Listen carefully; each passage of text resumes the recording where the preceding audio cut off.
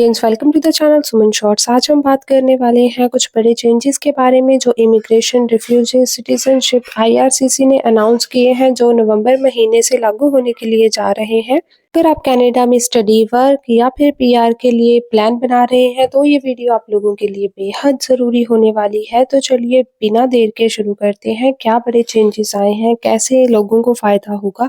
तो सबसे पहले चेंजेस आए हैं जो कनाडा इमिग्रेशन पॉलिसी और सिस्टम कॉन्सिस्ट इन्वॉल्व हो रहा है। आईआरसीसी ने 2025 और 27 का इमिग्रेशन प्लान जो है वो पब्लिश किया है, जिसमें परमानेंट रेजिडेंस और टेम्परेरी रेजिडेंस का टारगेट डिफाइंड हुआ है और साथ ही साथ स्टूडेंट और टेम्परेरी वर्कर्स के रूल्स जो हैं वो टाइटन हो रहे हैं, क्योंकि कनाडा हाउसिंग, इंफ्रास्ट्रक्चर और लेबर मार्केट प्रेशर्स का सामना करना पड़ रहा है। इसलिए अगर आप नवंबर के बाद अप्लाई करने जा रहे हैं तो ऑलरेडी आप अप्लाई या कर चुके हैं तो ये चेंजेस आपके लिए समझना बहुत ज़्यादा ज़रूरी हो गया है। सबसे बड़ा चेंज जो आया है वो है स्टडी वर्क परमिट के लिए। जो स्टडी परमिट है और पोस्ट ग्रेजुएशन वर्क परमिट है, यानी कि post graduation work permit applicants, उनके लिए लैंग्वेज प्रोफिशिएंसी और एलिजिबिलिटी क्राइटेरिया जो है वो स्ट्रिक्टर होने के लिए जा रहा है। आईआरसीसी ने ये अनाउंस किया है कि 1 नवंबर 2024 से post graduation work permit applications को इंग्लिश, फ्रेंच या फिर मिनिमम लैंग्वेज का टेस्ट देना पड़ेगा, जो कि अब इम्प्लीफाई हो चुका है।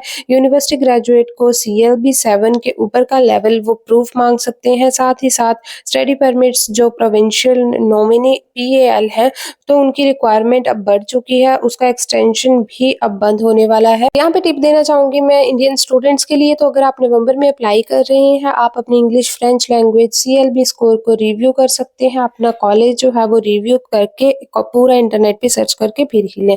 दूसरा बड़ा बदलाव आया है वो है जी स्टडी परमिट कैप या फिर टेम्परेरी रेजिडेंस नंबर्स को लेकर जो है ये बहुत बड़ा चेंज है। रूटर्स के लिए एक रिपोर्ट में कहा गया है कि कनाडा स्टडी परमिट की अप्रूवल्स 2025 में 4,37,000 के 23 में 5,09,000 के मुकाबले कम हो चुका है। तो इसका मतलब ये है कि स्टूडेंट्स के लिए कंपटीशन और ज़्यादा टफ होने वाला है। एप्लीकेशन जो वॉल्यूम है वो ज़्यादा बढ़ रही है, यानी कि बहुत सारे लोग कनाडा में अप्लाई कर रहे हैं। तो what is means for you, जल्दी से जल्दी आप अप्लाई कर सकते हैं। अगर लेट करते हैं तो उतने ही चांसेस आप लोगों के कम हो जाएंगे।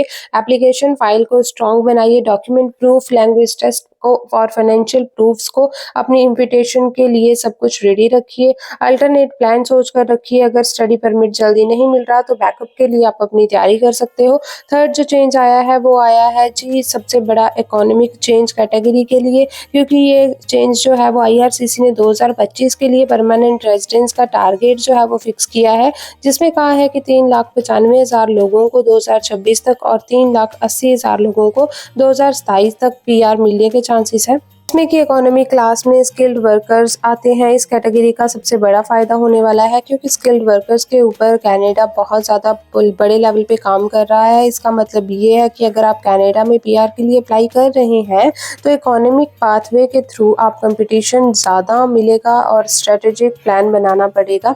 तो आप क्या कर सकते हो, आप अपना एक्सप्रेस एंट्री का प्रोफाइल प्रोविंशियल नॉमिनी प्रोग्राम के तहत अप्लाई करवा सकते हो, जिससे कि आप लोगों के PR में जो है जल्दी आसानी होगी। तो बड़ा मेजर अपडेट है जी टेम्परेरी वर्क वीजा वालों के लिए। तो ओपन वर्क परमिट वाले थे चाहे फिर वो, और इमिग्रेशन ने ज़्यादा से ज़्यादा इस पर स्ट्रिक्ट रूल बना दिए गए हैं। कनाडा ने रिसेंटली अनाउंस किया है कि स्पाउसेस और सम स्टूडेंट्स टेम्परेरी वर्कर्स या फिर वर्क परमिट की एलिजिबिलिटी में चेंज होंगे, यानी कि आपको एलिजिबिलिटी क्राइटेरिया में चेंजेस देखने को मिल सकते हैं। तो ये थे बड़े रूल्स जो कि आपके लिए जानने बहुत ज़रूरी थे। वीडियो पसंद आई हो तो इसे चैनल को सब्सक्राइब कर सकते हैं और वीडियो ज़्यादा से ज़्यादा लोगों तक आप शेयर कर सकते हैं, ताकि उनको भी पता चल सके आने वाले दिनों में क्या चेंजेस होने वाले हैं।